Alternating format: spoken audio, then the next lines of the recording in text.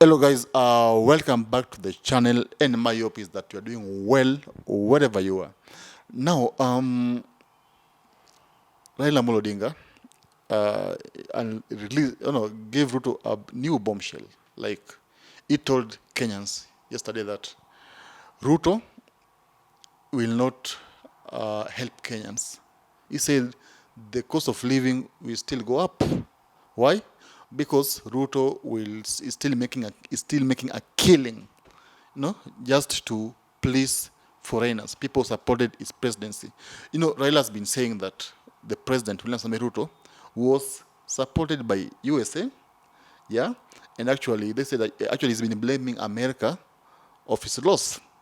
And Raila said yesterday very well that Ruto will not lower the cost of living anytime soon. Actually, this was evident yesterday when Ruto said himself that he needs 1 year to lower the price of Unga.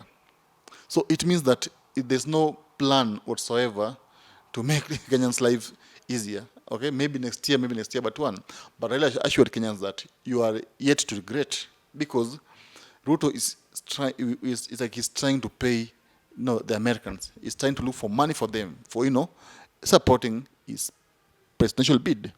So I think we can really let us go back to before during the elections.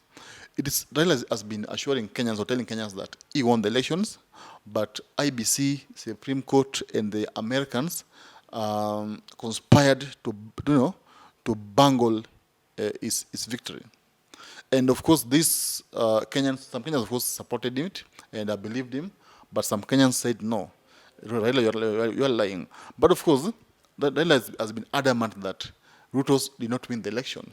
And he's saying that he will do anything in his power to make sure that Ruto does not rule in peace.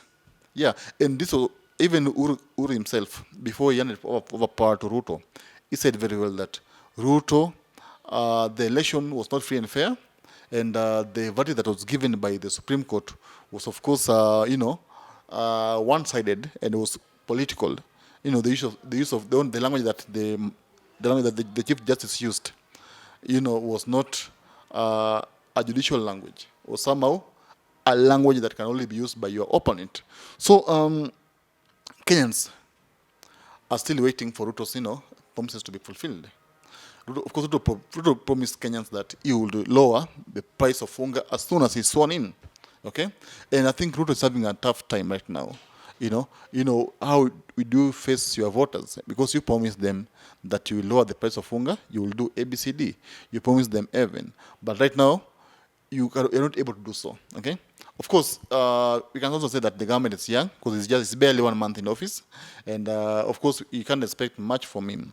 But from the word of his mouth, he said very well that he needs 1 year to lower the price of Unga. So this is what has shocked Kenyans.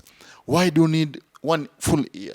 But of course, his explanation is that is empowering farmers, is giving them fertilizers, okay, so that after 1 year, maize will be grown and people will harvest.